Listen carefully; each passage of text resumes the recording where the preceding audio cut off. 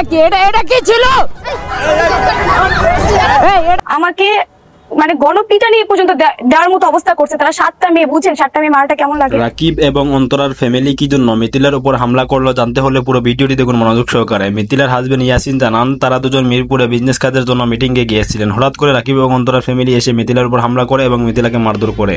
ইয়াসিন জানান তিনি রাকিবের সাথে কাজ না করায় রাকিব এবং অন্তরা তাদের পরিবার মিথিলাকে দোষারোপ করছে। মিথিলার জন্য ইয়াসিন রাকিবের সাথে কাজ করছে না, এই জন্য রাকিব এবং অন্তরার ফ্যামিলি মিথিলার উপর হামলা করে এবং মিথিলাকে মারধর করে। ইয়াসিন নিজের এবং মিথিলার নিরাপত্তার জন্য থানায় মামলা করেন।